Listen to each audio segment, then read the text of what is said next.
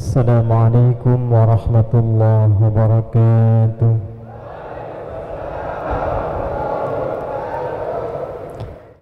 Rahmat Allah bila diberikan dapat menggugurkan dosa-dosa paling besar yang pernah dilakukan.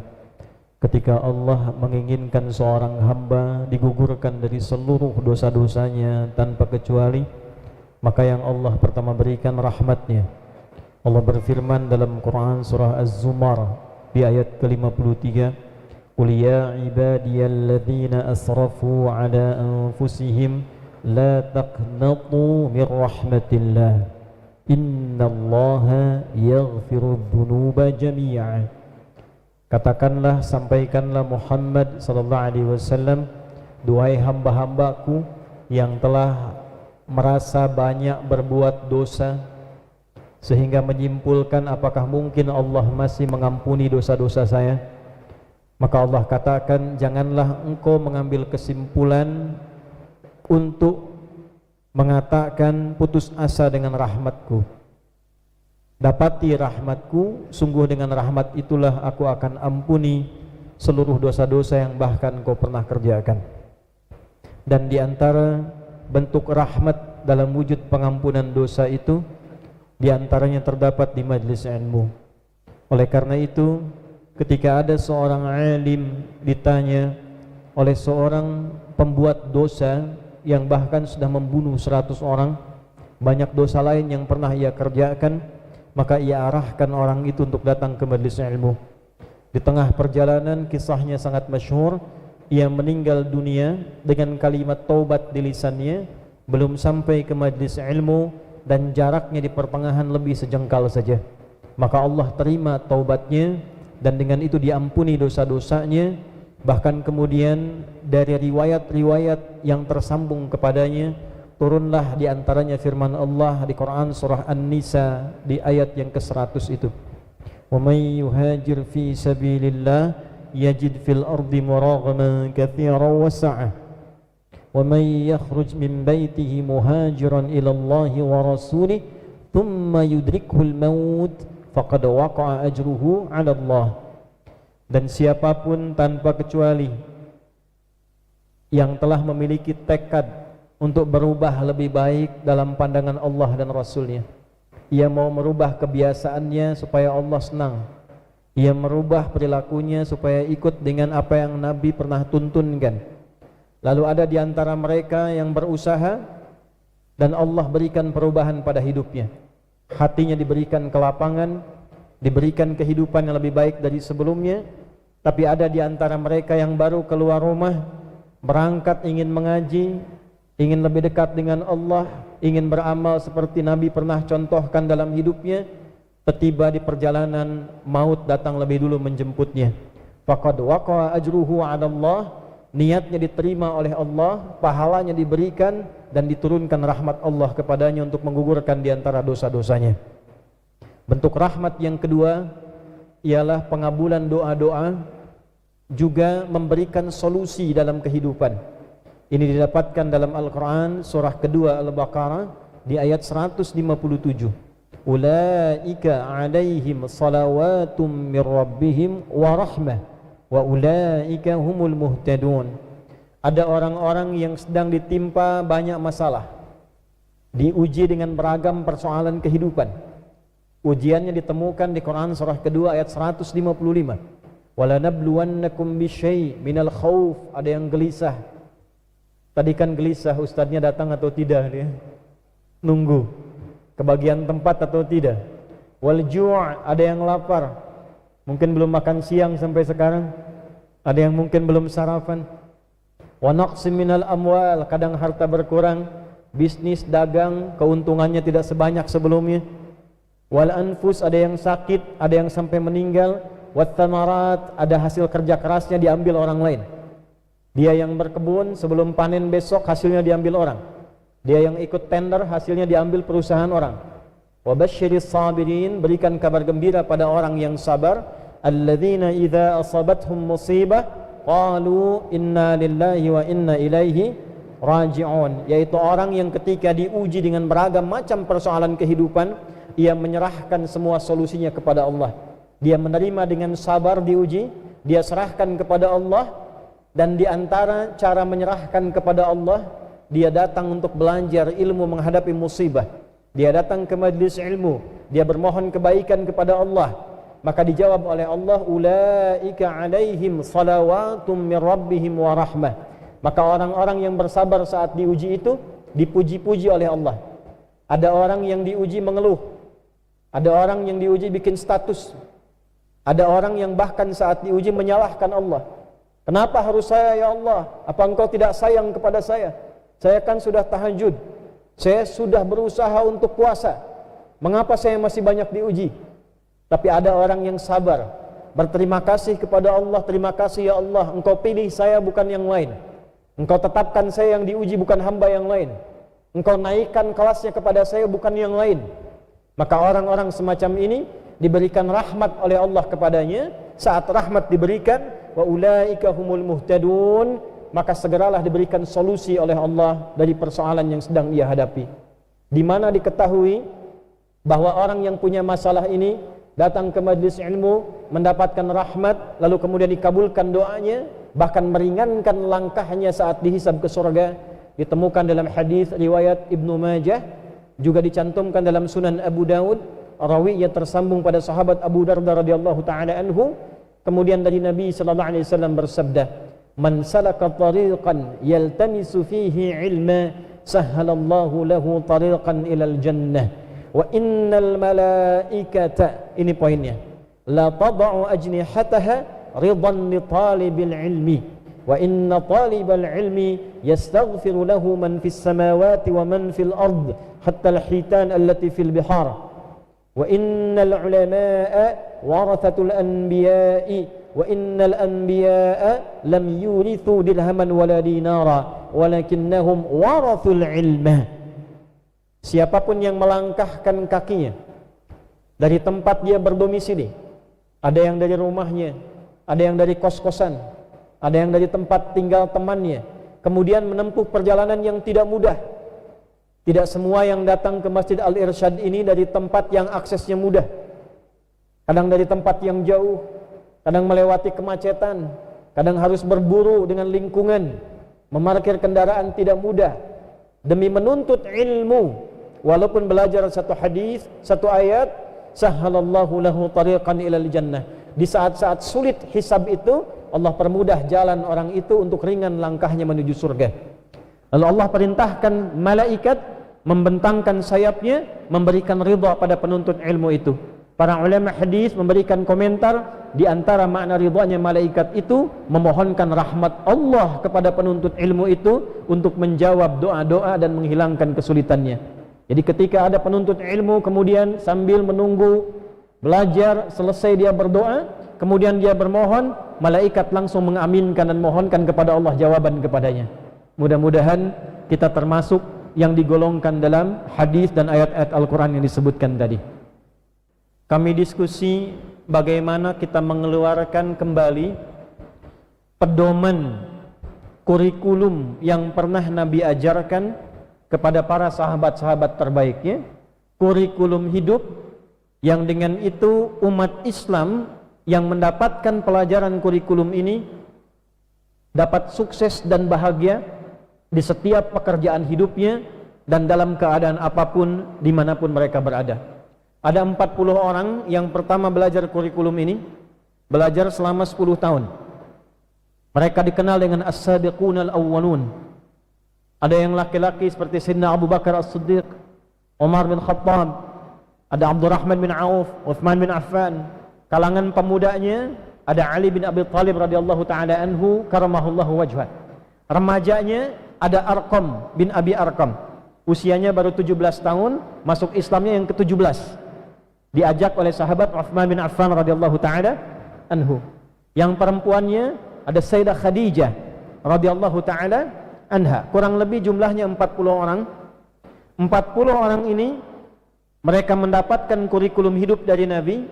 Dimanapun mereka beraktivitas, ada yang berbisnis, berdagang, menuntut ilmu, belajar, ada yang karirnya di militer seperti Khalid bin Walid, ada yang di birokrasi, ada yang di diplomasi. Tidak ada satupun di antara mereka yang mengamalkan pedoman Nabi dan kurikulum ini kecuali mendapatkan kesuksesan di bidangnya. Dibawa kemudian ke Madinah, 40 orang ini mengajar, berubah dibimbing Nabi, jumlahnya menjadi 12.000 orang. Madinah yang tadinya ekonominya tertinggal, bahasa ekonominya jauh di bawah resesi, konflik tinggi, secara sosial banyak bertikai, ada konflik Aus dan Khazraj tidak selesai dalam waktu yang cukup lama, ada yang maaf, saling menyakiti, saling membunuh, saling menipu. Itu Madinah tempo dulu. Diajarkan kurikulum ini, berubah jadi suasana kota yang mencerahkan, ekonomi stabil, masyarakatnya sukses, kehidupan tenang, sejahtera masyarakatnya, sehingga memberikan cahaya dan inspirasi bagi orang-orang yang ada di sekitarannya. Viral, yang tadinya tertinggal, kalau ingin maju lihat Madinah, kalau lihat ingin pedagang jujur berangkat ke Madinah, kalau lihat ingin orang sukses tipikalnya orang Madinah. Maka kota ini begitu membawa cahaya, menginspirasi. Dikenallah namanya kemudian dengan Al-Madinah Al-Munawwarah. Terdapat 12.000 orang. Setelah Nabi meninggal, kurikulum itu tetap dibawa, diwariskan pada generasi setelahnya, disebut dengan tabi'in, yang ikut kurikulum hidupnya kepada kelompok sahabat yang pernah belajar dengan Nabi. Bukan sekedar disebut pengikut. Pengikut siapa? Apa yang diikuti? Karena kita pun mengikuti sosoknya Nabi Muhammad sallallahu alaihi wasallam. Tapi apakah sosok yang kita ikuti itu pedomannya kita ikuti pula? Apa bedanya mengikuti pedoman Nabi? Pedomannya tidak berbeda, ayatnya sama, hadisnya sama, 12.000 orang berpencar ke berbagai daerah, ternyata setiap satu orang bisa membantu daerahnya sukses, maju, makmur. Ada yang ke Persia, maju, makmur. Ada yang ke Mesir, maju, makmur. Mesir secara geografis itu letaknya Afrika Utara.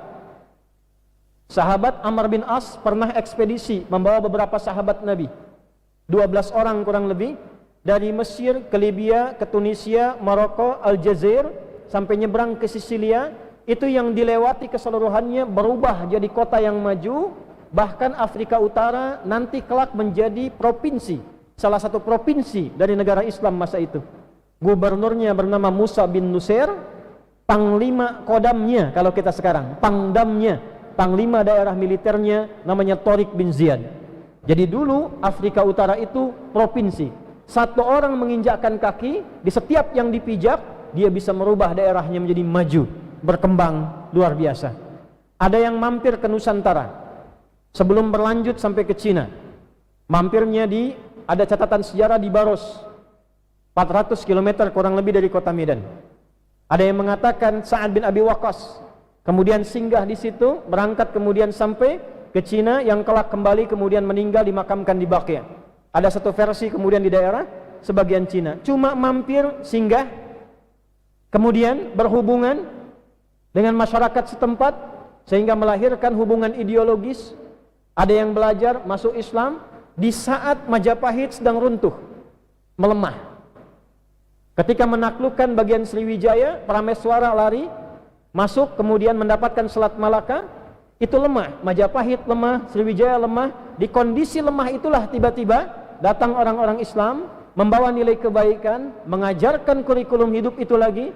Yang terjadi, Prameswara masuk Islam, membangun kerajaan di Selat Malaka. Selat Malaka jadi selat yang sangat strategis, tentang pelayaran dari mana-mana masuk, kemudian membangun kerajaan Nusantara. Maka dari barat sampai ke timur kita temukan kesultanan-kesultanan yang maju. Banten punya koin emas sampai dengan ke London. Di bagian timur Nusantara ditemukan kerajaan-kerajaan. Saking banyaknya kerajaan disebut Jaziratul Muluk, dikenal dengan bahasa kita menjadi Maluku, Jaziratul Muluk. Maka disitulah kemudian ditemukan kurikulum keislaman, pedoman berkehidupan.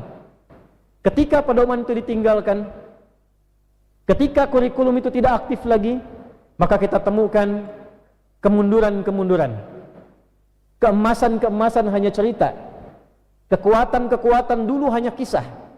Cerita sebelum tidur bahwa kita pernah punya panglima legendaris namanya Khalid bin Walid. Cerita sebelum tidur bahwa kita pernah punya panglima hebat namanya Tariq bin Ziyad. cerita sebelum tidur bahwa kita pernah punya ulama-ulama yang sampai top namanya di Eropa. Al-Kindi, Al-Farabi, Ibnu Sina, Al-Batutah, Al-Khawarizmi, dan seterusnya. Semua jadi cerita. Padahal mereka belajar dari kurikulum yang sama, pedoman yang sama. Kalau belajar ilmu, jadi ahli ilmu yang luar biasa. Kalau belajar tentang bisnis, jadi pebisnis yang sukses. Kalau belajar tentang apapun, jadi hebat di bidangnya.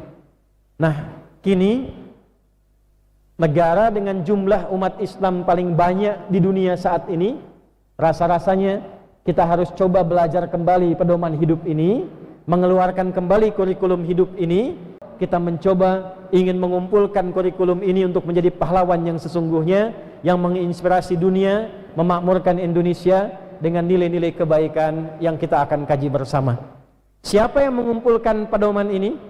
Di mana kita dapati? Di antara para ulama yang pernah menghimpun pedoman ini menjadi kurikulum hidup ialah Al-Imam Muhammad namanya, punya bapak namanya Ismail, punya kakek namanya Ibrahim, punya kakek buyut namanya Al-Mughirah, punya eyang buyut namanya Al-Bardizbah, tinggal di kecamatan Ju'fa, Kabupaten Bukhara, Provinsi Khorasan sekarang, negara Uzbekistan. Karena berasal dari Bukhara, maka dikenal dengan Al-Bukhari. Dialah Imam Muhammad bin Ismail bin Ibrahim bin Al-Mughirah bin Al-Bardizbah Al-Ju'fi Al-Bukhari Al-Khorasani Al-Uzbekistani. Lahir tahun 194 Hijrah, wafat tahun 256 Hijrah. 810 Masehi, wafat tahun 890 Masehi. Maka secara total beliau dedikasikan, menggunakan usianya yang kurang lebih 60 tahun, tepatnya 62 tahun, untuk berkhidmat mengumpulkan kembali pedoman-pedoman hidup yang pernah dipraktekkan oleh Nabi selama hidupnya, kegiatan Nabi selama 24 jam sehari, lalu dihimpun dalam satu kitab, dibuat dalam bentuk topik. Ada 97 topik, 97 tema. Tema itu diurutkan oleh beliau sesuai dengan perjalanan kehidupan, tentang iman, tentang ilmu, tentang ibadah dari mulai wudu sampai sholat, tentang kebisnis, tentang kehidupan rumah tangga, sampai persiapan menuju Allah di akhirat. Berisi 7.275 hadis, di dalamnya secara berulang. Kalau dikeluarkan satu-satu didapatkan 4.000 hadis, ditulis selama 16 tahun, dimulai di kota Mekah Al-Mukarramah di Masjidil Haram dan berhenti di Masjid Nabi sallallahu alaihi wasallam di Al-Madinah Al-Munawwarah. Setelah selesai, beliau beri nama kitabnya Al-Jami' As-Sahih Al-Musnad Al-Mukhtasar min umuri Rasulillah sallallahu alaihi wasallam wa sunanihi wa ayyamihi. Coba diulangi. Karena panjang kita singkat dengan Sahih Al-Bukhari. Al-Jami', kitab hadis itu secara umum ada 4 jenis. 1. Jami', 2. Sunan, 3. Musnad, 4. Mu'jam. Jami', kitab hadis yang berisi tematik, tema-tema pedoman berkehidupan. Kitab Imam Al-Bukhari diberi nama oleh beliau Jami', seakan ingin mengatakan begini: saya sudah menghimpun topik-topik kehidupan, kurikulum hidup. Jumlahnya 97 tema.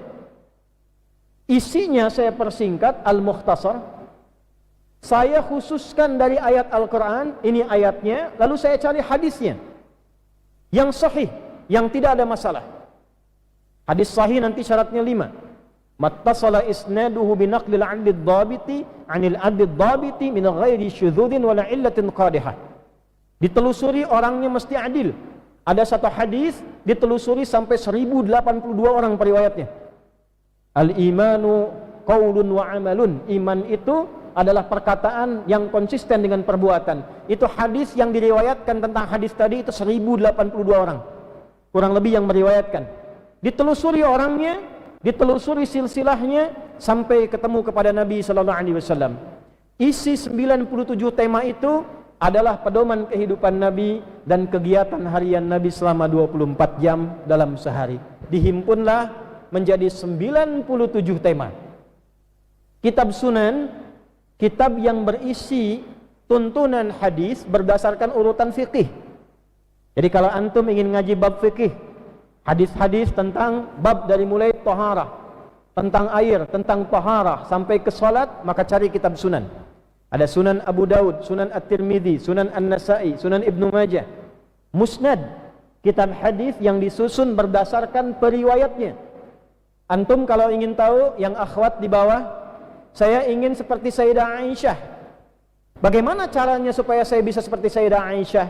Keluarkan hadis-hadis dan sirah yang terkait Sayyidah Aisyah. Beliau meriwayatkan kurang lebih 2000 hadis. Maka keluarkan Musnad Sayyidah Aisyah. Bagaimana perjalanan hidupnya? Adakah yang tahu para akhwat di bawah? Sayyidah Aisyah itu selain pakar fikih, pakar hadis, pakar tafsir, pakar Quran, ulama mengatakan sepertiga ilmu di dunia dikuasai Sayyidah Aisyah. Beliau pun adalah pakar di bidang kedokteran. Sayyidah Fatimah, pakar di bidang keperawatan. Sayyidina Ali bin Abi Thalib, pakar bahkan di bidang matematika. Ada tafsir namanya Al-Jawahir. Di jilid terakhir itu ada tebak-tebakan dari ayat Al-Quran. Di antara tebak-tebakannya At-Tarifah atau Taraif, itu ada kasus yang dipecahkan oleh Sayyidina Ali bin Abi Thalib dengan pendekatan matematika Qurani. Itulah musnad. Anda punya anak, ingin soleh, ingin pintar. Ada soleh, belum tentu pintar. Ada pintar, belum tentu soleh. Pintar dan soleh. Bagaimana punya anak pintar dan soleh? Keluarkan musnad anak-anak yang pernah ngaji dengan Nabi dan meriwayatkan hadis. Ciri-cirinya apa? Disebutkan Ibnu depannya, bapaknya setelahnya. Ibnu Abbas, Ibnu Umar. Ibnu Abbas 2000 hadis, Ibnu Umar sekitar 2800 hadis. Keluarkan kitab musnad, pelajari orangnya, ikuti cara hidupnya. Maka insya Allah setidaknya kita mendapatkan percikan keberkahannya. Ada lagi yang terakhir, namanya Mu'jam, kitab hadis yang disusun berdasarkan urutan-urutan abjad untuk memudahkan kita mencari hadis. Nah, karena kita butuh kurikulum hidup, ingin berubah jadi lebih baik, ingin menginspirasi menjadi muslim yang sejati berdasarkan kurikulum Nabi. Apakah di sekolah Al-Irsyad kurikulum yang diajarkan mengacu pada kurikulum Nabi?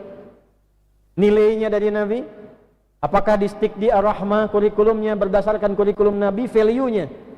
Metodenya bisa kontemporer, tempatnya bisa kontemporer.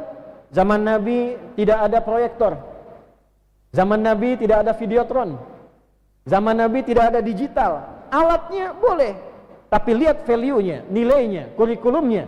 Bagaimana disusun? Apakah mengacu kepada kurikulum masa dulu?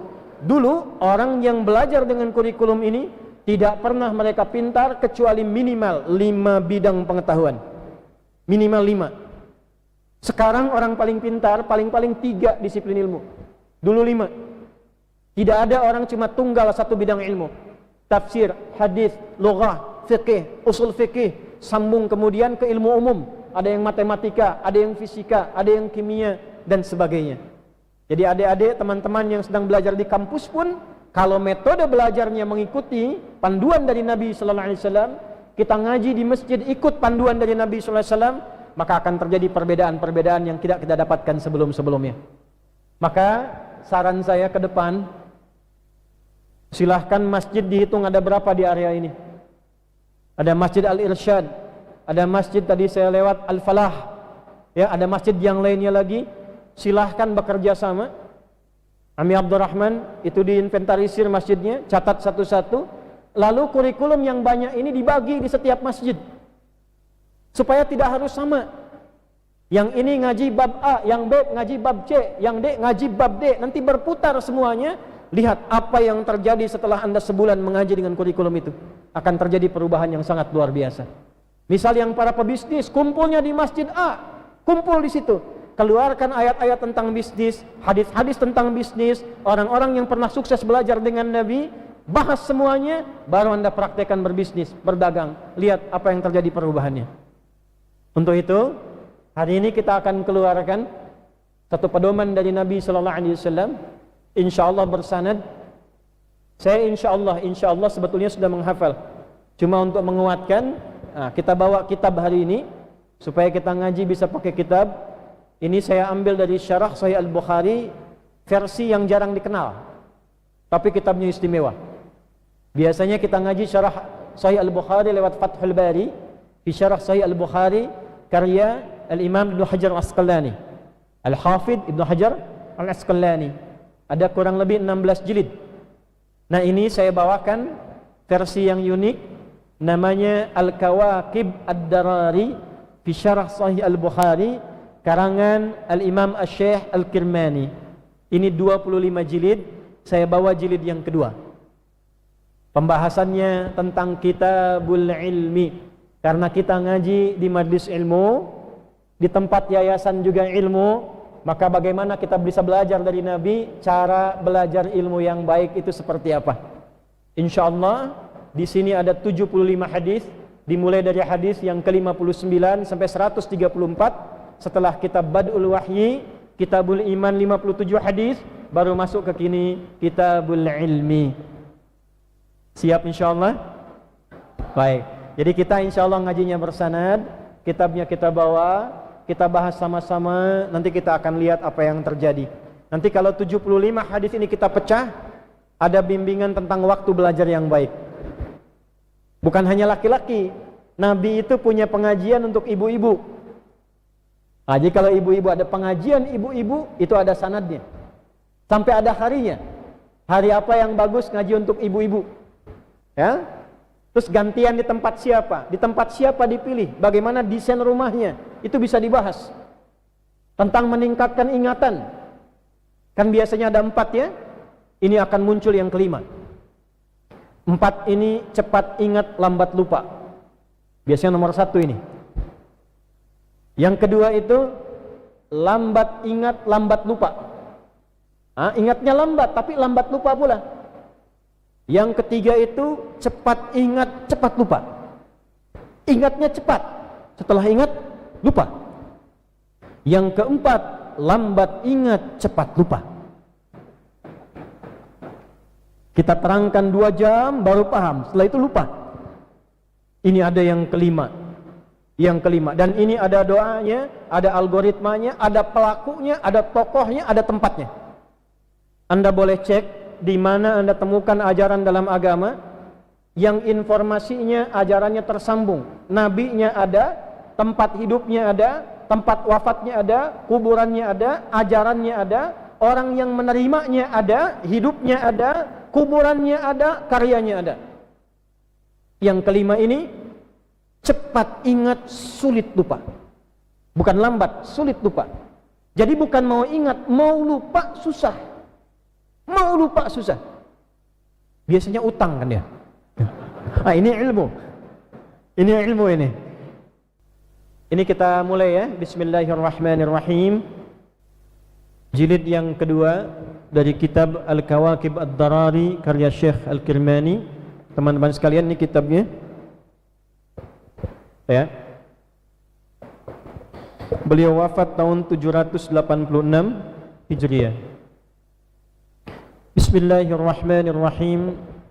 Kitabul Ilmi. Topik yang ketiga tentang Kitabul Ilmi, tentang ilmu. Bab Fadlul Ilmi. Kalau diidhafatkan babu Fadlil Ilmi. Subtopik. Jadi di Al-Bukhari itu ada tema, topik 97. Setiap tema dibuat subtopik. Nanti subtopiknya tentang kebutuhan yang terkait dengan temanya. Jadi nanti ditemukan kurang lebih 97 tema, subtemanya ada kurang lebih 2000 subtema di dalamnya. Subtema yang pertama babu fadlil ilmi, subtopik yang menerangkan tentang keutamaan ilmu. Tolong catat kaidah ini. Kenapa Al-Imam Al-Bukhari menampilkan fadlul ilmi sebelum memulai thalabul ilmi? Ada kaidah dari para ulama kita yang terambil baik dari Al-Quran ataupun hadis-hadis Nabi SAW, supaya memberikan semangat dalam mengerjakan sesuatu, maka terbiasalah untuk menceritakan, menyampaikan keutamaan tentang sesuatu itu sebelum dikerjakan. Sama dengan orang tua. Orang tua kalau mau mengajari anaknya sholat, jangan langsung diperintah.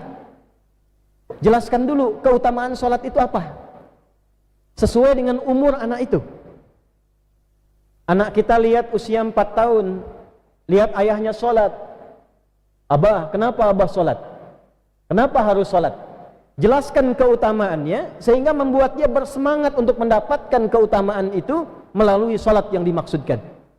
Jelaskan kalau kita sholat, Allah semakin senang dengan kita. Misalnya, kalau Allah senang, kita akan diberi hadiah apapun yang kita minta, termasuk anakku, kalau engkau minta apapun, kalau sholatnya bagus, Allah akan berikan. Itu diantara metodologi Al-Quran. Dan ternyata Allah pun mengajarkan kepada kita metodologi manhaj itu. Contoh, ada yang mau masuk surga?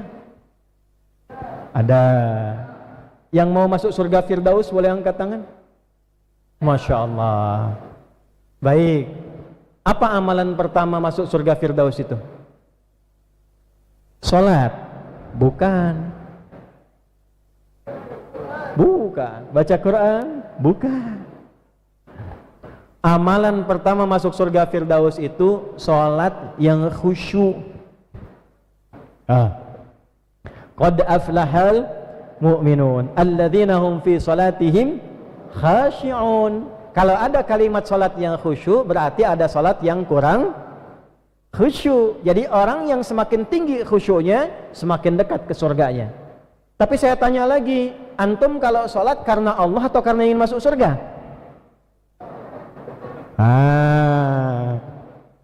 Coba, karena Allah atau karena ingin masuk surga? Kalau ikhlas itu karena siapa? Halo, kenapa diam? Kalau ikhlas karena siapa? Allah. Kalau saya sholat karena ingin masuk surga, ikhlas tidak? Tahu dari mana? Ikhlas itu mengerjakan sesuatu karena Allah, karena maunya Allah. Allah pengen hambanya itu sholat supaya masuk surga, dan diminta kita sholat kalian supaya masuk surga, tobat kalian supaya masuk surga, infak kalian supaya masuk surga. Jadi kalau kita pun berinfak karena ingin masuk surga, itu bagian dari ikhlas, karena itu pun bagian dari perintah Allah Subhanahu wa ta'ala. Kalau Allah nggak perintahkan supaya kita termotivasi masuk surga, saya nggak kerjakan. Cuma karena Allah perintahkan, sholat kamu supaya ke surga, saya ingin sholat ya Allah supaya ke surga, itu bagian dari ikhlas. Yang paling menarik, kita akan temukan banyak ayat di dalam Al-Quran yang menampilkan keutamaan amalan untuk motivasi sebelum amalan itu dikerjakan. Contoh, tahu keutamaan amalan istighfar? Istighfar itu kalau dikerjakan, saya sebut satu aja dulu ya, di antara sekian banyaknya. Di antara sekian banyaknya, Allah menyiapkan satu surga seluas langit dan bumi untuk orang yang senang istighfar selama hidupnya. Surganya seluas langit dan bumi. Diterangkan dulu keutamaannya, baru dijelaskan amalnya. Setelah itu dirinci. Dari istighfar itu dia infak, dari istighfar itu dia nggak senang marah, dari istighfar itu dia maafkan orang lain. Wasari'u ila maghfiratin min rabbikum wa jannatin 'arduha as-samawati wal ardu u'iddat lil muttaqin. Baru amalnya, alladzina yunfiquna fis sarai wad dharra wal kadhimina al ghaidha wal 'afina 'anil nas wallahu yuhibbul muhsinin. Kenapa antum tahajud?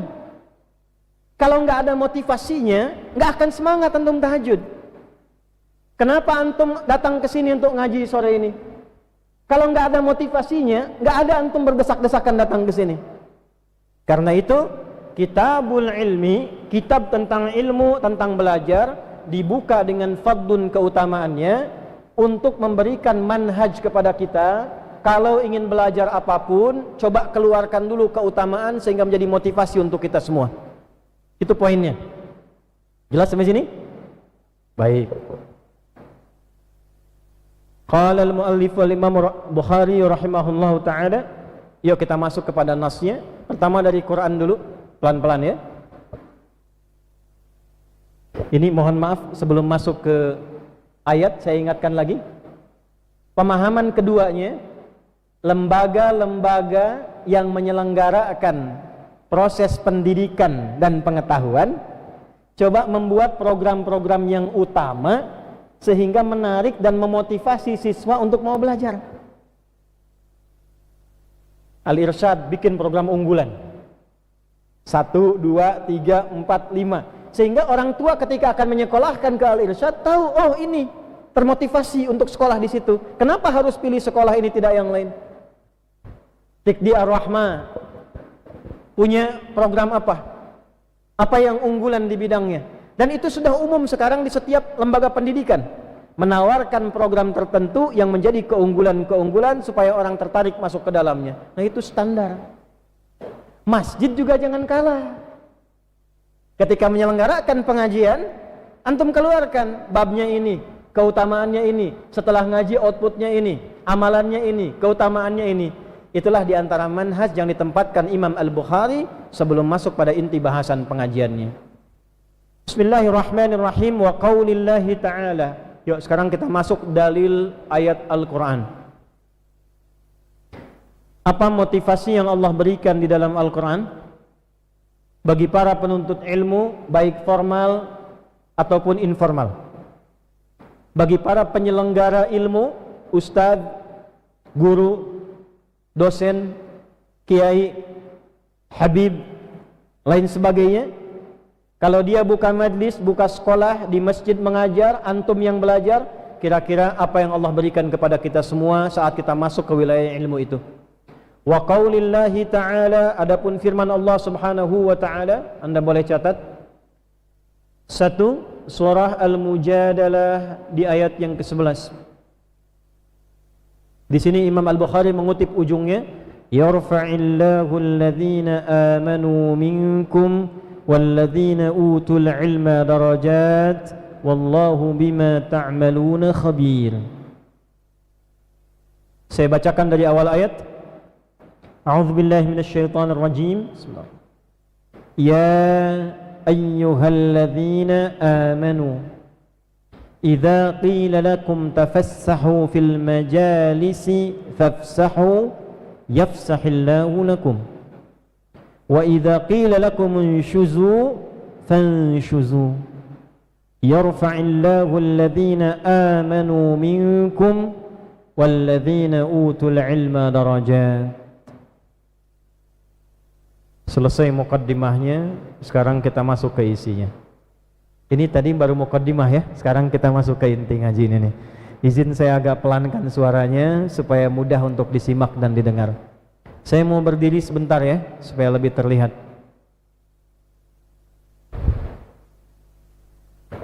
Imam Al-Bukhari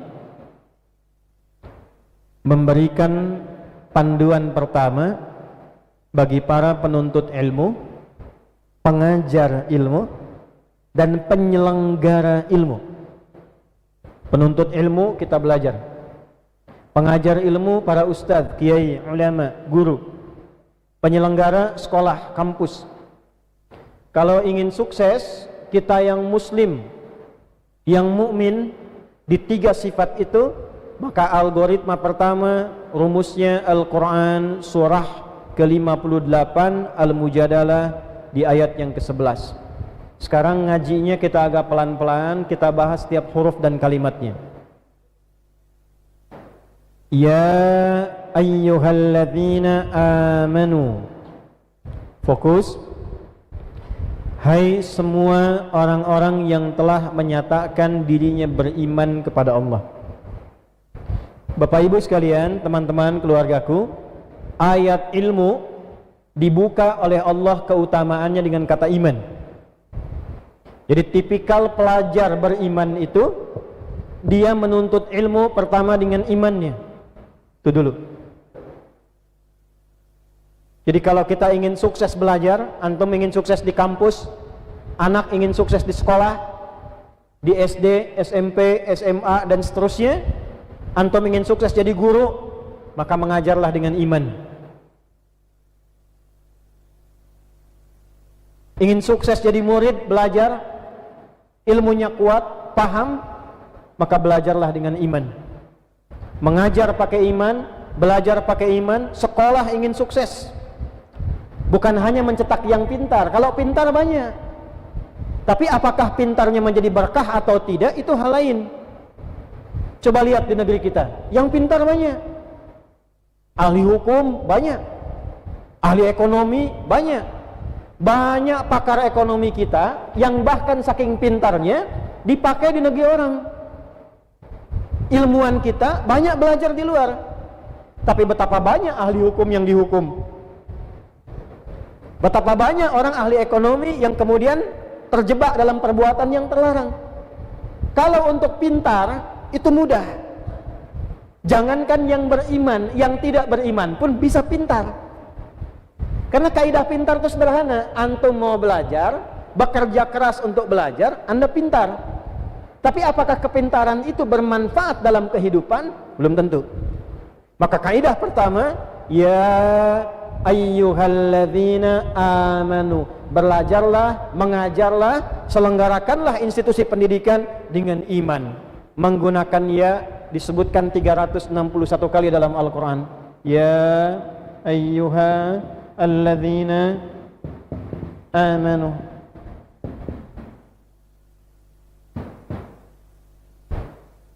Kita sebutkan nahunya. Ada kitab namanya Minhatul Jalil fi Syarah Alfiyat Ibn Aqil. Minhatul Jalil untuk syarah Alfiyah Ibn Aqil, untuk syarahnya terhadap Alfiyah Ibn Malik. Jadi yang punya Alfiyah Ibn Malik disyarah oleh Ibn Aqil, ditahqiq oleh Syekh Muhyiddin Ad-Darwishi. Nama kitabnya Minhatul Jalil. Dalam bab nida, huruf panggilan, nida panggilan itu ada 14 huruf. A, ya, aya, wa, dan seterusnya. Tapi di dalam Al-Quran dari 14 ini yang dipilih oleh Allah hanya satu. Ya, karena mencakup semua fungsi 13 huruf yang lainnya. Nidaul qarib, memanggil yang dekat. Nidaul mutawassit, memanggil yang menengah. Nidaul ba'id, memanggil yang jauh. Nanti saya terjemahkan. Ayyuha disebutkan sebanyak 150 kali dalam Al-Quran. Ayyunya munada, fungsinya taukid, takkid, menguatkan hukum. Ha, tanbih, mengingatkan pentingnya informasi yang disampaikan.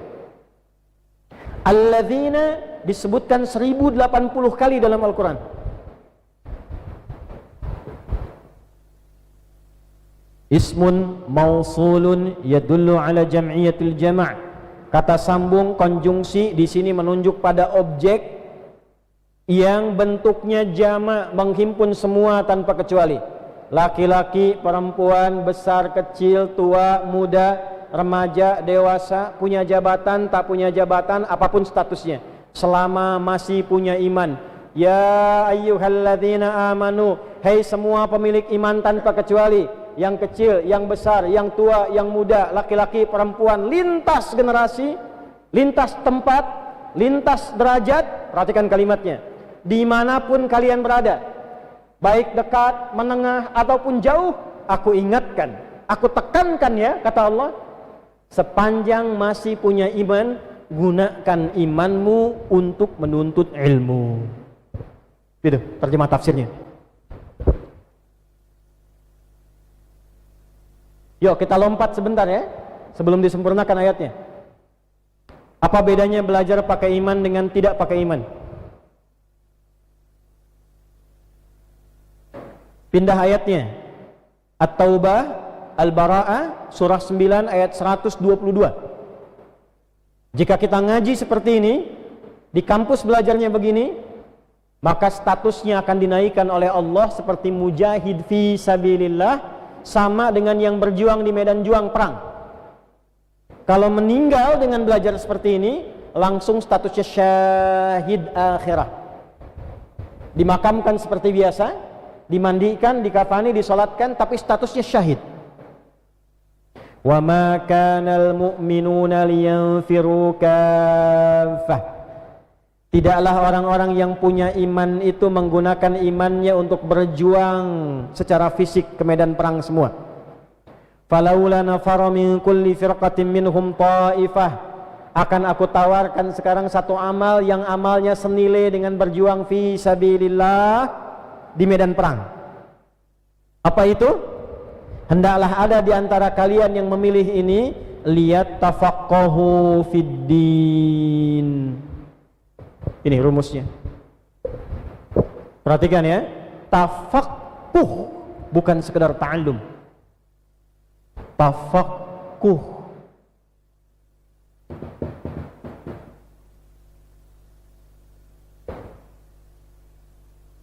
Ada 3 jenis kata belajar.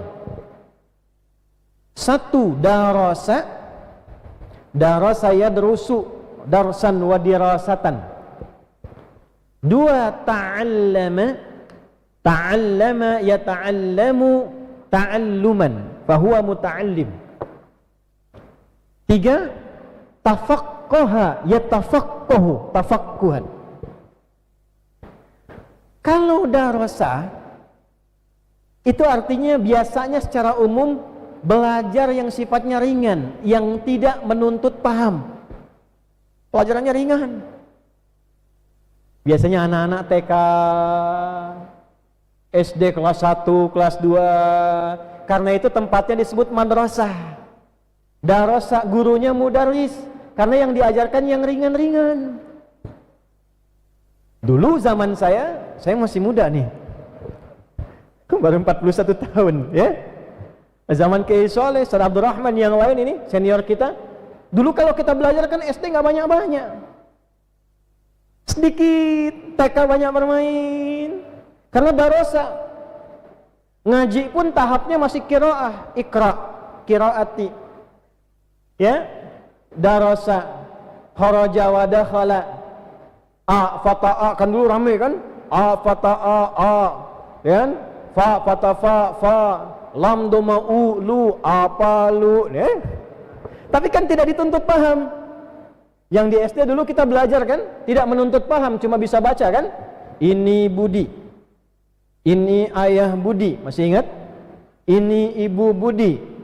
Pernah nggak antum cari sampai sekarang itu Budi itu siapa? Orang mana dia? Kan tidak dituntut paham ya.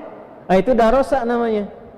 Ini penting saya sampaikan karena sekarang banyak orang berlomba buka sekolah, anak-anak SD dikasih pelajaran banyak sekali. Seakan-akan kalau lulus jadi profesor gitu. Padahal orang itu masih darasa tahapnya, kita tempatkan pada tempatnya. Makanya di Quran panggilannya pun masih bunai. Ya bunayya, ya bunayya, ya bunayya. Nanti naik dikit, mulai SMP, mulai SMA, berubah jadi ta'allama ya ta'allamu, ta'alluman. Mulai mencari ilmunya. Pakai tak menunjukkan kesungguhan, serius dapat ilmunya. Makanya mulai menghitung, mulai menulis, mulai mencatat, mulai kemudian ikut ujian yang agak tinggi. Ada syiddah, ada tantangan yang tidak mudah. Tasydid itu tak mudah. Belajarnya jadi tak mudah. Tapi kalau belajar pakai iman, levelnya langsung naik ke yang 3. Tafaqqaha. Dari faqaha pakai tak di depannya, ujungnya tasydid. Faqaha artinya paham. Tuh.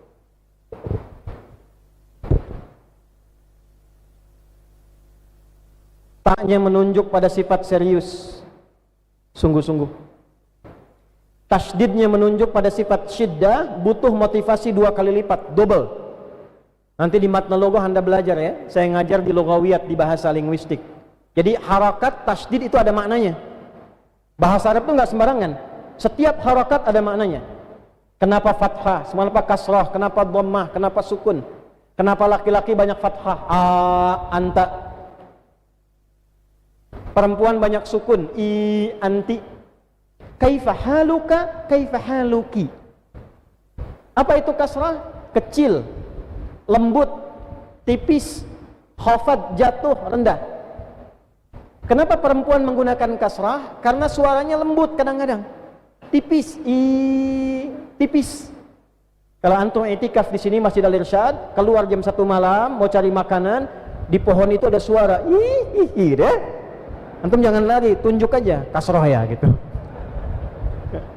Nah ini tasydid ini menunjuk sesuatu yang tidak mudah, butuh motivasi 2 kali lipat, double motivasi yang tinggi.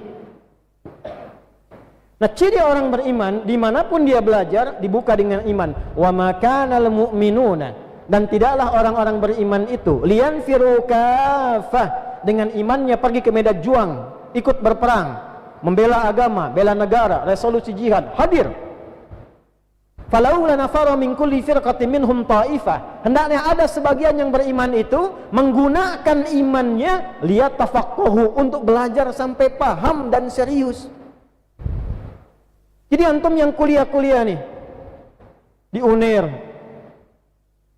Unbrau, UMM, Malang sana, Surabaya, UIN, Sunan Ampel, Stikdi, siswa-siswanya nih yang ada di sini, yang di sekolah-sekolah, di Al-Irsyad, perguruan di sini, di level manapun, kalau kita merasa punya iman, gunakan iman itu untuk belajar. Apa cirinya? Pastikan yang kita pelajari itu paham. Jangan tinggalkan ruang kelas, jangan tinggalkan ruang masjid sebelum mengerti betul yang dipelajari. Itu belajar pakai iman. Bahkan duduknya pun itu dirinci. Dan yang mengajarkan ini langsung malaikat Jibril, nyamar jadi seorang penuntut ilmu sekaligus pengajar ilmu. Di saat yang bersamaan malaikat Jibril nyamar menjadi mahasiswa dan dosen sekaligus. Ditemukan di mana? Hadis Muslim nomor berapa? Nomor ke-8. Rawinya dari siapa? Sanadnya tersambung pada Umar bin Khattab radhiyallahu taala anhu. Oleh Imam An-Nawawi dicantumkan ini pada kitabnya Al-Arba'in nomor hadis yang kedua, disebut dengan hadis Jibril. An Abi Hafsah Umar bin Khattab radhiyallahu taala anhu qala bainama nahnu julusun 'inda Rasulillah sallallahu alaihi wasallam, tatkala kami sedang duduk-duduk di majlisnya Nabi sallallahu alaihi wasallam, ittala alaina rajulun, tiba datang seorang lelaki, syadidu bayadith thiyabi, menggunakan pakaian yang rapi bersih warnanya putih, syadidu sawadi sya'ri, rambutnya hitam tersisir rapi, la yura alaihi atharus safari, tidak nampak bekas-bekas lelah, bekas mampir, menunjukkan dia fokus datang ke majlis ilmu. Wala ya'rifu minna ahadun, dan kami enggak kenal siapa siswa itu. Fajalasa ila Nabi sallallahu alaihi wasallam, maka tiba beliau datang langsung ke saf depan, ambil saf depan. Fa asnada rukbataihi la rukbataihi, sampai saking depannya hampir dempetan lututnya ke lutut Nabi sallallahu alaihi wasallam. Wa wada'a kaffaihi ala fakhidaihi, dan meletakkan tangannya di atas pahanya secara sempurna, sikap sempurna untuk belajar. Lihat, belajar pakai iman, penampilan bagus. Bayangkan ada kiai, ada ustadz datang cuma pakai kaos, peci miring gitu. Kan kita prihatin ya. Nah, murid juga sama, pakaian antum itu menunjukkan kesungguhan antum. Antum datang pakai kaos, antum datang dengan kemeja, cara belajarnya akan beda.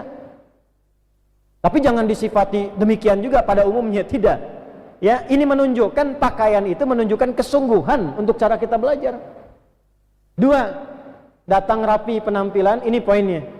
Tidak kelihatan bekas-bekas mampir, fokus ke tujuan. Jadi belajar itu bukan untuk nyambi. Ketemuan yuk. Di mana? Itu Masjid Al-Irsyad. Ada mie ayam enak situ. Sambil ngaji. Jadi targetnya mie ayam. Ngaji sambil. Kacang hijau. Itu fokus. Duduk saf depan. Antum nih, mahasiswa-mahasiswa ke kampus, cari saf pertama depan. Ibu saya itu kalau ngantar ke sekolah saf depan. Saf depan. Kenapa? Paling jelas. Suara guru jelas terdengar. Tahan ngantuk. Mau ngantuk guru. Mau bikin status dosen depan. Di belakang cenderung santai walaupun tidak salah, tapi saf depan itu saf yang paling utama. Bangun keakraban dengan guru tapi tetap bersikap sopan. Sikap sempurna, siap belajar, saf depan. Jadi bukan duduk di kelas bangku deretan belakang. Di dalam kelas penuh dengan obrolan. Absen titip teman, mau ujian pinjam catatan. muncullah sistem SKS, sistem kebut sejam kadang-kadang.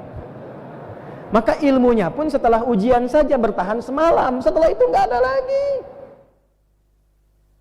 Saya di Tripoli itu pernah dapat pengaduan dari siswa Afrika waktu kami diangkat jadi Amin Khutbah, ketua Dewan Khatib. Jadi kita menentukan siapa yang berhak khutbah itu di Masjid Kuliah Dakwah. Ada orang Afrika berkata begini, wallahi syahadi Indonesiin muskilah. Wallahi syahadi, katanya orang-orang Indonesia itu muskilah. Saya bilang, ma bika, kenapa anda? Wallahi ana darastu 3 asyhur. Saya belajar 3 bulan min ajli imtihan, untuk ujian. Fa idza ata fulan Indonesi ista'ara minni kurasati. Tiba-tiba semalam sebelum ujian datang orang Indonesia teman saya itu, pinjam catatan saya, lihat aja katanya. Besoknya keluar, saya dapat 7, dia 8. Saya dalam hati belum tahu dia sistem kebut semalam itu SKS. Tapi ilmunya yang 7 ini melekat pada dirinya, yang 8 tadi hanya semalam selesai sampai di situ. Itu musibahnya. Ahli ilmu banyak, ahli hukum banyak, tapi tidak dipakai penegakan hukum itu dengan baik, dengan ilmunya. Kenapa? Karena belajarnya sampai ke ijazah saja, belajarnya sampai ke ujian saja. Belajar pakai iman tidak begitu. Saf terdepan kalau masih bisa dapat. Awas, bukan sodok-sodok orang dari belakang supaya ke depan, tidak, nanti kita dapatkan adabnya. Saf yang paling mungkin dapat di depan, fokus untuk belajar, siapkan sampai paham, tidak keluar dari ruangan sampai kita memastikan paham apa yang dipelajari. Sifat iman. Saya tanya sama antum, dari sekian orang yang belajar, dari sekian guru yang mengajar, berapa guru yang memastikan anak didiknya paham sebelum keluar ruang kelas? Ada enggak di sekolah gurunya mengecek dulu paham tidak, paham tidak, paham tidak? Coba jelaskan lagi. Pendidikan seperti ini dipraktekannya di Eropa. Di Eropa jadi standar. Mengambil warisan Andalusia. Andalusia itu kurikulumnya dari kurikulum yang didapatkan dari nilai keislaman, paham. Coba di Eropa, belajar sesuatu, muridnya harus presentasi sampai mengerti menjelaskan. Belajar teori A, jelaskan. Belajar teori B, jelaskan. Jadi bukan hanya diajarkan, dikonfirmasi penjelasan guru pada murid untuk menjelaskan kembali sampai betul-betul paham. Gitu. Ayo, yang ada kampus, sekolah, guru-gurunya pernah di briefing, di training dengan metode ini enggak? Ini metode iman. Muridnya sebelum keluar pernah memastikan enggak saya paham nih sebelum keluar kelas? Kalau ada murid-murid yang nilainya kelihatan bagus tapi amalnya tidak bagus, jangan salahkan murid dulu. Boleh jadi metodologinya belum dikeluarkan petunjuk yang benarnya. Tuh. Baru setelah paham, waliyunziru qaumahum idza raja'u ilaihim la'allahum yahdharun. Baru silahkan share. Ajarkan masyarakat di kampung, bagi di rumah, amalkan ilmunya, pastikan dulu ini. Ini Dr. Sobih, ini anak-anak yang barusan diwisuda itu, pastikan paham dulu. Jangan sampai mimpin masjid berfatwa, tapi ketika ditanya tak paham masalah. Persoalan. Jelas ya? Awas, hati-hati ya, hati-hati nih. Terutama di bidang-bidang disiplin ilmu yang memang butuh pemahaman yang utuh. Kedokteran. Awas tuh, awas, kedokteran. Pastikan paham, karena nanti hubungannya dengan resiko tinggi. Kalau tak paham, hanya nunggu titip pesan, bahaya. Itu yang terjadi. Alih-alih mengobati dengan obat yang mudah, yang benar, tiba-tiba bisa kerjasama dengan farmasi. Bagaimana cara yang tadi diopnam, bagaimana caranya yang obatnya harusnya murah bisa obat mahal. Dosa itu. Yang seharusnya lahiran normal lalu sesar, dosa itu. Sama. Para ustadz juga begitu. Kalau ngajarnya nggak pakai iman, masalah. Dan pertaruhannya besar. Semacam kami nih, kiai, para ustadz, ngajarnya tidak menggunakan iman, tapi menggunakan perangkat dunia, Kata Nabi, la yashtamu raihatal jannah, tidak akan mencium bau surga. Itu bahkan diletakkan bab itu oleh Hadratus Syekh Muhammad Hashim bin Asy'ari dalam kitabnya Adabul Alim wal Muta'allim. Dicantumkan hadis itu, riwayat Imam At-Tirmidzi. Dan akan tiba masanya. Tadi saya cerita di satu tempat barusan saat wisuda, sekarang ada orang yang mengajar pun dilihat berapa honornya. Tebalkah amplopnya? Kalau tebal ini sahih, kalau tipis ini dhaif. Tipis tapi banyak, sahih li ghairihi. Ini masalah. Nah, ini yang pertama nih, ya. Oleh karena itu babul iman diletakkan oleh Imam Al-Bukhari sebelum Kitabul Ilmi. Kitabul Iman, Kitabul Ilmi. Dan yang pertama dikonfirmasi oleh Allah, seseorang yang berhasil belajarnya bukan ilmunya dulu, imannya dulu. Oleh karena itu, perhatikan kalimatnya, yarfa'illahu alladhina amanu minkum walladhina utul ilma darajat. Yang pertama diangkat oleh Allah ketika belajar pakai iman, maka yang diangkat oleh Allah derajat imannya terlebih dahulu. Apa yang dimaksud derajat iman ini? Dijadikan proses belajarnya karena iman sebagai amal soleh. Apa itu amal soleh? Amal baik. Apa itu amal baik? Amal soleh. Amal soleh itu amal yang dikerjakan karena iman, singkatnya begitu. Amal yang dikerjakan karena iman, namanya amal sah. Ada amal baik tapi dikerjakan tidak karena iman, maka tidak disebut amal soleh. Itu amal saja. Ada amal yang dikerjakan karena nafsu, itu namanya amal salah. Nah, ada tiga jadi ya. Amal saja, amal salah, amal amal saja contohnya di mana? Quran surah, kita ambil misalnya Al-Furqan ayat 23. Wa qadimna ila ma 'amilu min 'amalin faja'alnahu haba'an manthura. Ada seorang suka beramal sosial di zaman Nabi. Nyumbang sembako, ngasih bantuan, perbaikan jalan dan sebagainya. Tapi dia belum beriman. Sayyidah Aisyah tanya pada Nabi sallallahu alaihi wasallam, "Ya Rasulullah, bagaimana status dia di akhirat?" Karena dia ini orang baik. Dia sering bantu, beramal sosial, tapi belum beriman. Maka turunlah ayat tadi. Wa qadimna ila ma 'amilu min 'amal. Solehnya enggak ada.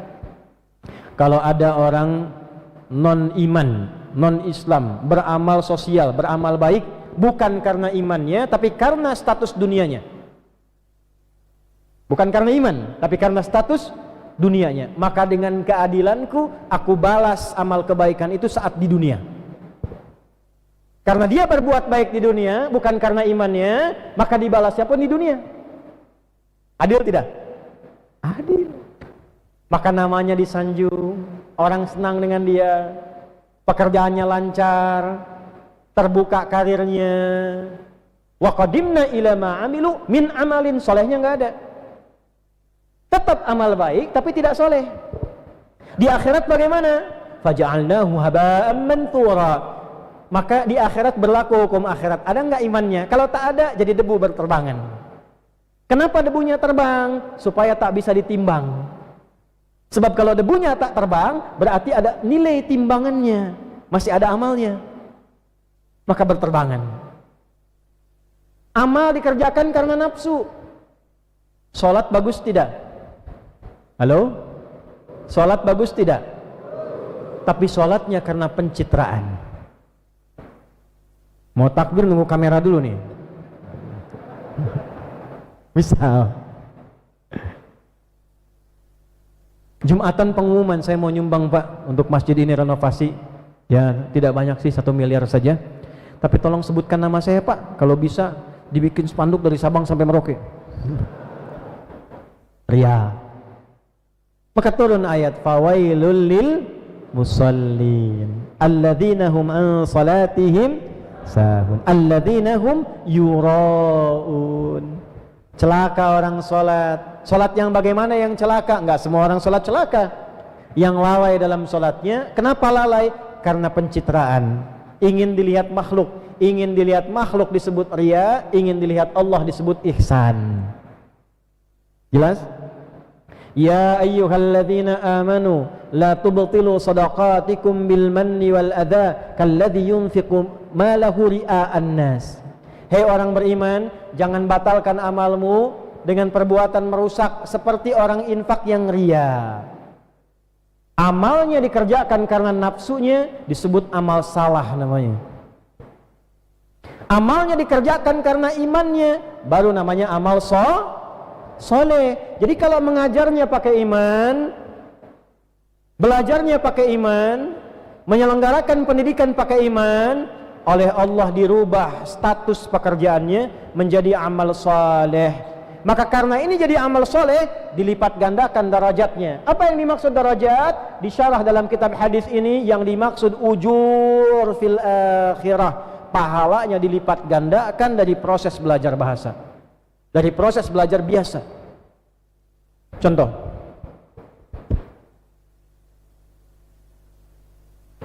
di sini Ami Abdurrahman ada belajar Quran ya.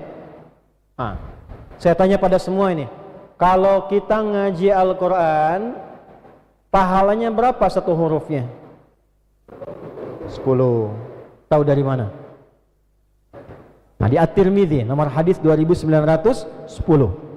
Ya, kama qala sallallahu alaihi wasallam, atau kama qala man qara'a harfan min kitabillah falahu asyru hasanat. Siapa yang baca satu huruf dari Al-Qur'an, setiap hurufnya dapat 10 pahala kebaikan. Walam aqul alif lam mim harfun. Aku tidak katakan alif lam mim satu huruf. Walakin alifun harfun, lamun harfun, mimun harfun. Tapi alifnya satu huruf, lamnya satu huruf, mim satu huruf, walikulli harfin asyru hasanat. Setiap hurufnya 10 kebaikan. Jadi kalau kita baca alif lam mim, berapa pahala? 30. Berapa huruf?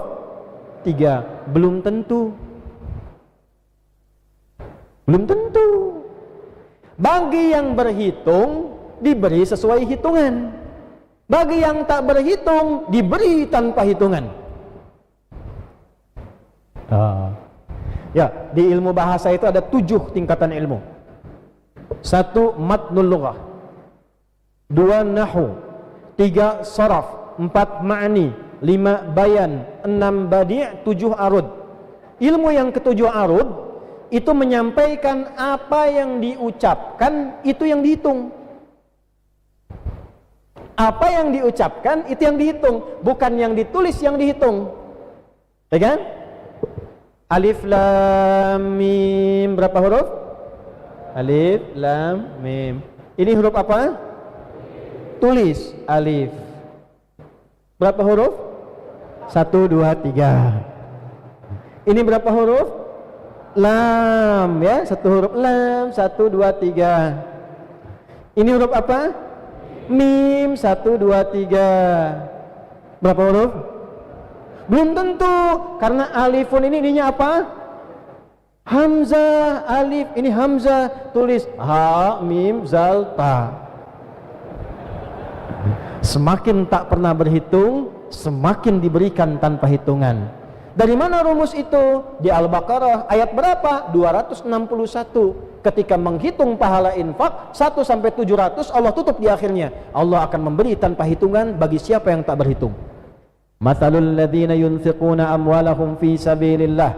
Siapa yang mau berdonasi, berinfak karena Allah, di jalan Allah, kamathali habbatin, seperti memberi, menumbuhkan satu benih. Berinfak 1000, dihitung 1 dulu, ambatat sab'a sanabil, kemudian bercabang 7 kali 7, fi kulli sumbulatin mi'atu habbah, setiap cabangnya ada 100, kali 7 kali 100. Ilustrasi, 1000 kali 7, 7000 kali 100, 700.000. Itu kalau dihitung. Seringkali ustadz ceramah 700 kali lipat, itu baca ayatnya belum selesai. Selesaikan ayatnya. Wallahu yudha'ifu liman yasha' wallahu wasi'un alim. Yudha'ifu pakai alif menunjukkan tanpa batasan, pakai tasydid menunjukkan batasan yang ada tahapannya. Dha'afa yudha'ifu, dilipat gandakan tapi bertahap. Yudha'ifu, dilipat gandakan tanpa batas. Wallahu yudha'ifu liman yasha. Allah akan melipat gandakan tanpa batas bagi siapa yang Dia kehendaki. Siapa yang dikehendaki itu? Yang tak pernah berhitung dalam amalnya. Wallahu wasi'un alim, dan Allah maha luas karunia-Nya tanpa batas, alim, maha tahu siapa yang tak pernah berhitung. Kaidah ini pakai al-ibratu bi umumil lafzi la bi khususis sababi. Hukum berlaku umum sepanjang tidak dikhususkan pada amal tertentu. Baca Quran menghitung satu huruf 10. Aku hari ini berbuat salah 9 nih. Buat nutup harus dapat pahala 10. Qaf. Alhamdulillah. 10. Semakin tak berhitung semakin banyak. Itu ikhlas. Tapi ikhlas yang didorong oleh iman. Guru-guru di Al-Irsyad sini mengajar dengan iman. Stikdi mengajar dengan iman. Antum jadi dosen ngajar dengan iman. Antum belajar pakai iman. Yarfa'illah, bukan hanya dilipat gandakan, diangkat dulu oleh Allah.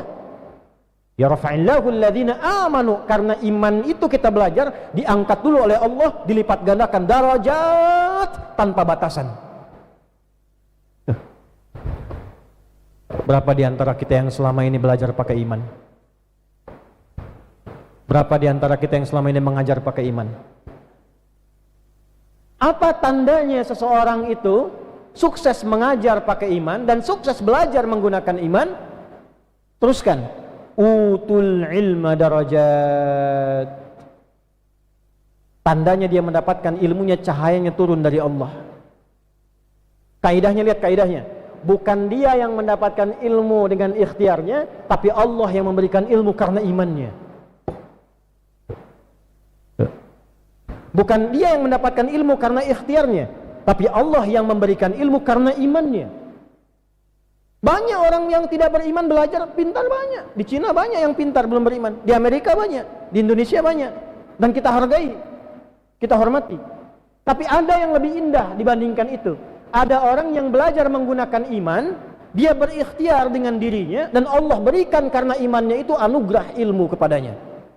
Diberi. Al-ilmu nurun dalam bahasa Arab. Ilmu itu cahaya. Bukan nurun dalam bahasa Indonesia, ilmunya menurun. Jadi cahaya. Ketika jadi cahaya, imannya sampai dengan ilmu itu ke tubuhnya. Sampai ke kalbu, memancar ke mata. Maka mata dibimbing dengan imannya. Bagaimana mata berilmu untuk memandang? Maka mata memandang dengan imannya. Mulut memandang, mulut berbicara dengan imannya. Telinga mendengar dengan imannya. Bagaimana mata memandang dengan iman? Kullil mu'minina, katakan pada pria-pria yang punya iman, yaghuddu min absarihim, pandanglah dengan imanmu. Ketika menurut imanmu tak baik dipandang, palingkan pandangan. Ghaddul basar itu memalingkan pandangan dari objek yang tak baik menurut imannya. Kalau ilmunya tanpa iman, jadi relatif.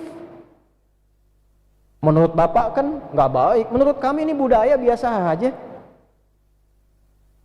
Aurat terbuka biasa aja. Punya ilmu juga, belajar juga. Tapi sudut pandangnya akan relatif. Iman tidak, iman mutlak, jelas. Metodologinya terang.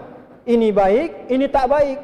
Dimanapun dipraktekkan, mau dipraktekkan di Indonesia, di Malaysia, di Afrika, standar iman sama. Ketika yang dipandang menurut iman tak baik, dia palingkan. Ayo anak-anak kecil kita belajar akhlak, belajar bicara kan? Di sekolah-sekolah dari TK, SD, coba lihat kata-katanya. Padahal sekolah Islam. Maaf nih, sekolah Islam. Kalau ngajarnya pakai iman, belajarnya pakai iman, keluar jadi algoritma di tubuhnya. Man kana yu'minu billahi wal yaumil akhir falyakul khairan aw liyasmut.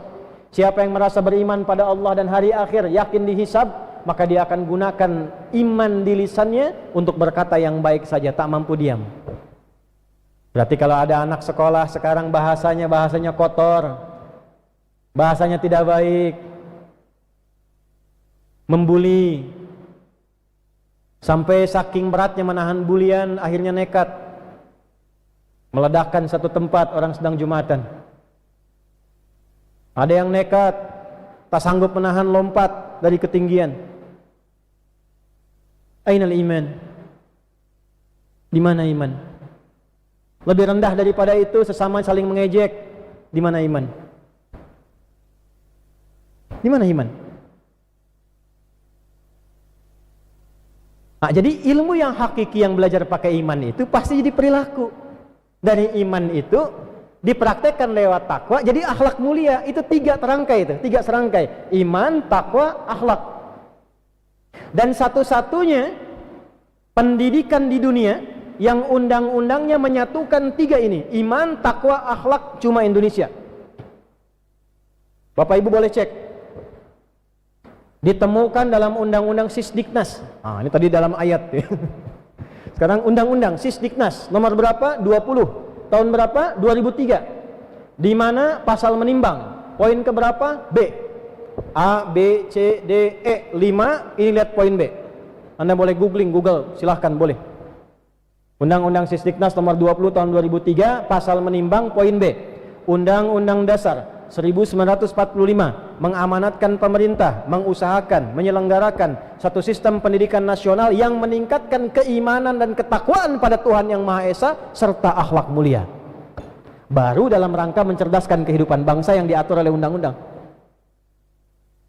Itu amanatnya itu. Jadi kalau mencetak pintar saja tanpa ada iman dan takwa, itu salah sistem pembelajarannya. Dan ternyata orang tua kita sudah mewariskan kurikulum ini, belajarnya pakai iman. Cek imannya dulu, cek takwanya dulu. Guru-guru yang minta anaknya sholat berjamaah, guru-gurunya jamaah enggak? Sholat di masjid, gurunya ke masjid enggak? Iman. Satu. Ya ayyuhalladzina amanu. Teruskan. Masih ada waktu? Masih ya? Idza qila lakum, jika dikatakan pada anda tafassahu fil majalis, luaskan, lapangkan majlis-majlis itu. Yo, ilmu yang kedua. Ini disyarah jarang ya membahas ini. Antum kalau ngaji Sahih Al-Bukhari belum tentu dibahas, agak dalam itu. Ya, kita agak dalam bahas sore ini ya, kita kumpulkan beberapa referensinya. Dua, jadikan tempat belajarnya baik di masjid, di rumah, di sekolah, di kampus sebagai majalis, jamak dari kata majlis. Majalis, jamak majlis.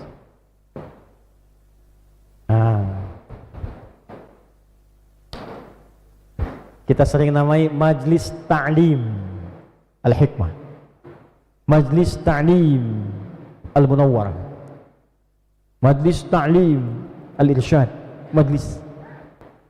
Jamaknya majalis. Apa itu majlis?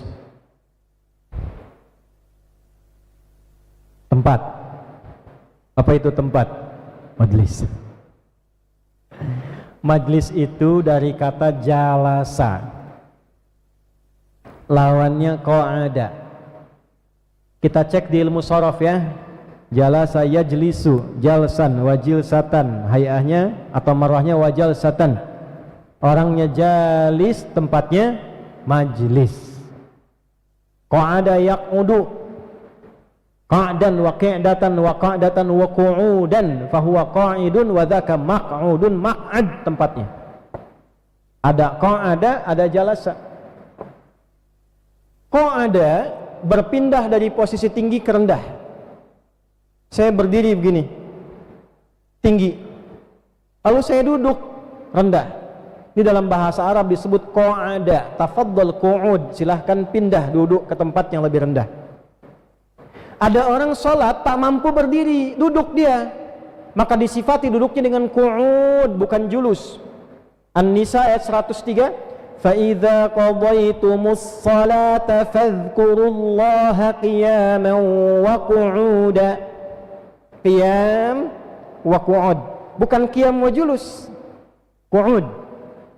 Ali Imran 190 191, Inna fi khalqis samawati wal ardi wa ikhtilafil laili wan nahar la ayatin li ulil albab الذين يذكرون الله قياما 'udan wa 'ala junubihim qu'ud.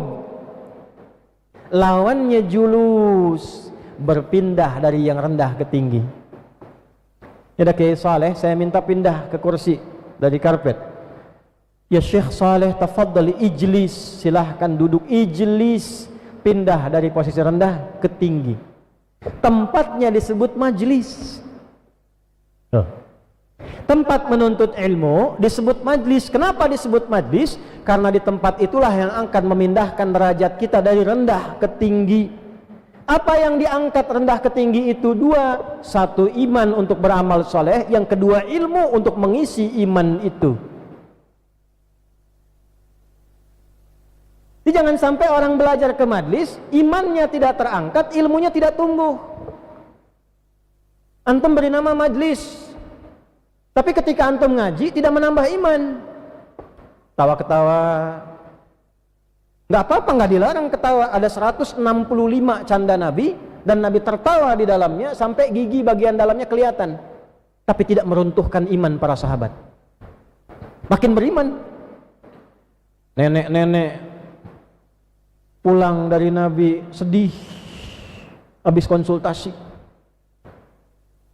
ketemu Umar, ditanya mabiki ini, cerita ataitu Nabiya sallallahu alaihi wasallam wa kama qalat fasa'altuhu ya Rasulullah aina ana fil jannah fa ajabani ma kunti fil jannah. Aku datang kepada Nabi bertanya, ya Rasulullah, nanti di surga aku di mana? Nabi mengatakan, enggak ada nenek di surga. Maka aku sedih ya Umar, aku ibadah sampai jadi nenek-nenek tapi enggak ke surga. Umar ketawa, fadhahika, marah neneknya. Engkau lagi kenapa ketawa, katanya. Laqad sadaqan Nabi wa kama qala Umar. Nabi benar, karena di surga tidak akan ada nenek-nenek, karena yang nenek akan berubah kembali menjadi remaja yang cantik jelita. Maka senang nenek itu sampai lari terpingkal-pingkal mendengar keterangan itu. Ada ketawanya, tapi justru menambah iman, saking semangat, makin semangat lagi. Jadi nenek semangatnya remaja lagi, karena tahu akan jadi remaja. Tahajud lagi, baca Quran lagi. Tapi antum datang ngaji, tempatnya disebut majlis, pulang cuma jadi ahli caci maki. Golongan makiyun, pandai mencaci maki, maki-maki. Gibahiyun, pandai bergibah, pandai berdebat. Antum belajar dalil dihafal hanya untuk menghantam orang lain, menunjukkan antum yang paling benar. Itu bukan belajar pakai iman, ada yang salah dalam belajarnya. Jadi majlis yang benar, di sekolah pun belajar benar. Kalau ingin belajar pada petunjuk Nabi, silahkan cari sekolah. Kalau punya sekolah, desain sekolahnya satu yang mengangkat kedekatan siswa supaya lebih dekat dan kenal Allah Subhanahu wa ta'ala.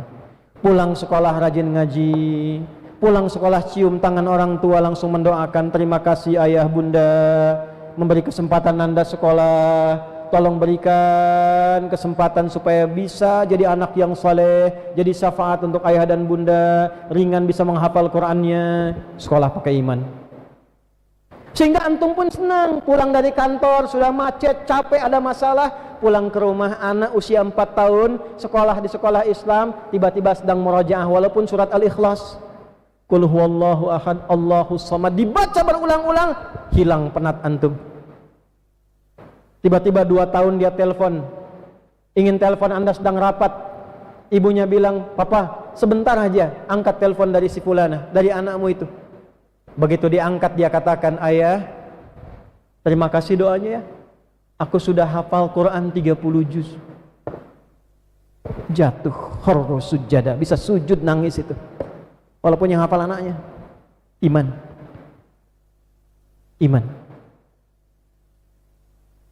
Coba di apa? Di antara yang belajar ini, yang pakai iman, kenal Allah enggak?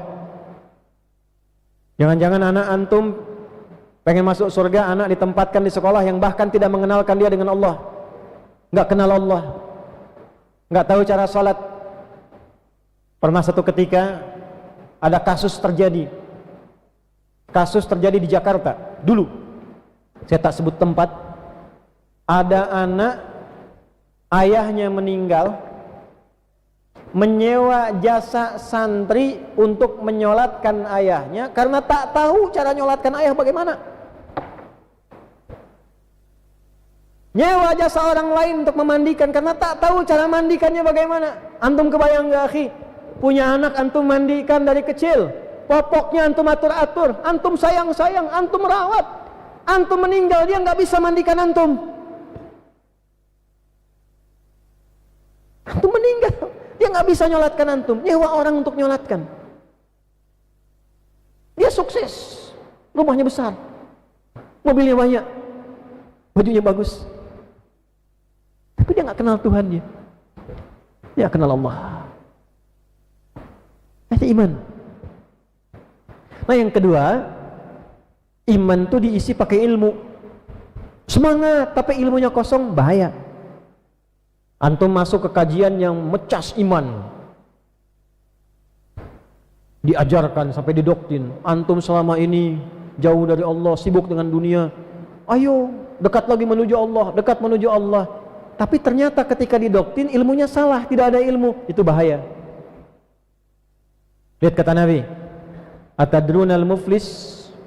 Saya langsung ke ujung hadisnya. Ya'ti yaumal qiyamati bi salatin wa siyamin wa zakatin. Ini kita 5 menit lagi berhenti ya. Ada orang di hari kiamat datang mengaku umat Nabi Muhammad, rajin salat, rajin puasa, pernah zakat, tapi kosong ilmunya. Sehingga wayati qad syatama hadza, dia merasa belajar tapi ilmu yang dia dapatkan karena kosong ilmu, semangat belajar, cuman ngambil, ilmu digunakan untuk berdebat. Mencaci ini, mencela ini, debat itu. Wa qadzafa hadza, daraba hadza, berselisih, berkelahi. Wa sabaka dama hadza, bahkan ada yang didoktrin untuk melakukan perbuatan yang tercela, meledakkan bom, tuah, tanpa tahu hukumnya, menyakiti orang. Awas, hati-hati ya, hati-hati. Kalau Nabi sebutkan, tidak disebutkan kapan kejadiannya, ini menandakan bahwa perbuatan itu akan berpotensi terjadi di setiap masa. Itu waktu terjadi bom di Jalan Tamrin, saya ditanya itu Ustaz Fahmi, saya ditanya tuh, Ustaz, apakah bom di Jalan Tamrin termasuk jihad fi sabilillah? Itu waktu di Lampung saya kirim. Saya bilang, Mas, sependek pengetahuan saya, jihad fi sabilillah itu jihad di jalan Allah, bukan di Jalan Tamrin. Nah, oleh karena itu ilmu penting. Nah, nanti belajar ilmu itu ada gambarannya lagi. Dari mana ilmu yang benar? Taunya ilmu itu benar. Apakah setelah diperdebatkan, diuji, status hadisnya sahih? Bagaimana caranya?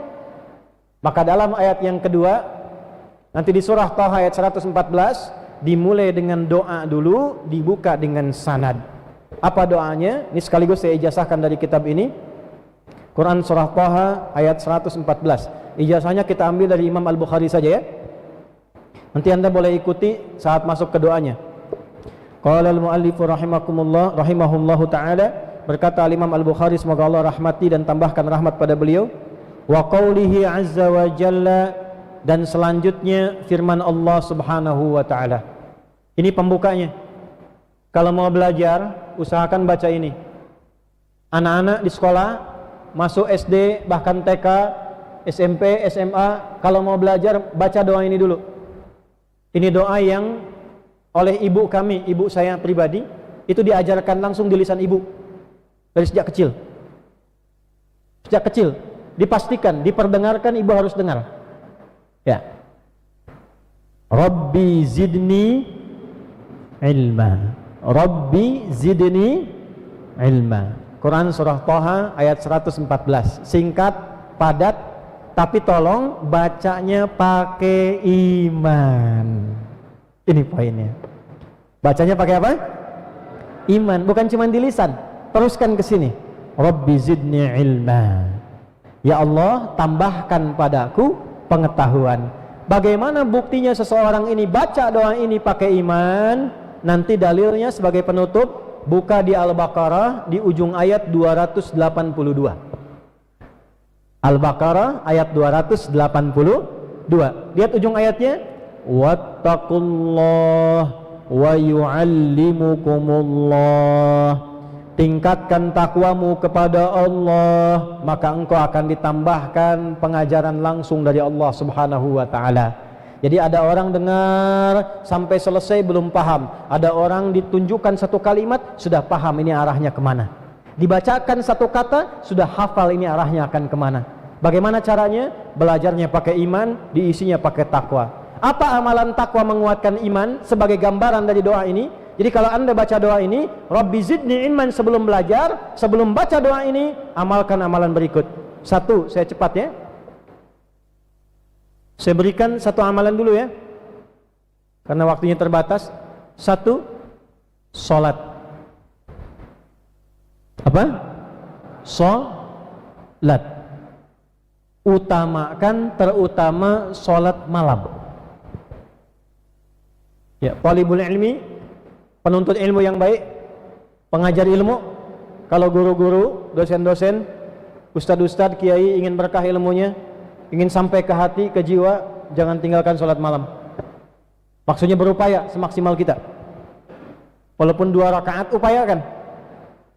Nanti kalau sudah terbentuk, ada satu getaran tersendiri dalam hati. Begitu antum baca Rabbi zidni ilma, selesai tahajud, itu akan aktif cahaya doa itu, langsung membimbing ke bagian otak kita itu. Makanya para ulama dulu saat sedang belajar, setelah tahajud mereka langsung nyambung untuk belajar. Dan riset menunjukkan orang-orang yang belajar di waktu setelah tahajud itu waktu-waktu yang paling efektif untuk mencerna dan mendapatkan pemahaman yang terbaik. Tuh, nyambung. Setelah itu baru masuk kepada hadis yang pertama. Karena sekarang sudah jam 5 ya, hadisnya belum sempat kita bahas, tapi bab yang pertama sudah kita sampaikan. Insya Allah ada 75 hadis. Jadi kalau saya setahun sekali ke sini, insya Allah 75 tahun. Khair insya Allah ya. Jadi sementara kesimpulannya begini, kita saling mendoakan untuk mulai merubah diri kita menjadi lebih baik. Kalau negerinya ingin baik, keluarganya harus baik. Kalau keluarganya mau baik, kitanya mesti baik. Ya, caranya 3. 1, berupaya meningkatkan iman kita pada Allah dengan cara meningkatkan amal saleh. Mulai hari ini tolong kita berusaha saling mendoakan. Salatnya tambah dengan yang sunnah, baca Quran kita hidupkan. 2, belajar dengan rutin dengan baik sesuai dengan kadar kebutuhan. Tidak harus semua dipelajari. Mulai hari ini yang pedagang, pebisnis, yang punya toko, punya kebun dan sebagainya, coba usulkan pengajian ke masjid-masjid. Kami minta pengajian bab tentang dagang. Tolong pengurus masjid minta ayat-ayatnya apa saja, hadisnya apa saja, carikan ustadz yang bisa menjelaskan pada kami bagaimana cara dagang yang baik. Yang ketiga, tolong cari tempat-tempat majlis-majlis. Kalaupun ada, tolong sekolah-sekolah yang punya sekolah, punya kampus, jadikan sekolahnya, majlisnya, tempatnya sebagai tempat yang bisa mengangkat derajat siswa dan guru-guru pengelolanya lebih dekat dengan Allah dan bermanfaat ilmunya di hadapan Allah Subhanahu wa taala. Walaupun singkat dan padat, mudah-mudahan berkah, diridhai oleh Allah Subhanahu wa taala. Insyaallah kita berjumpa di lain waktu. Allahumma taqabbal minna innaka antas sami'ul 'alim wa tub 'alaina innaka antat tawwabur rahim. Rabbana la tada' lana fi maqamina hadha dhanban illa ghafartah wa la hamman illa farajtah ولا دينا إلا قضيته ولا مريضا إلا شفيته ولا حاجة من حوائج الدنيا والآخرة فيها لك رضا وفيها لنا الصلاة إلا قضيتها يا أرحم الراحمين اللهم يا الشافي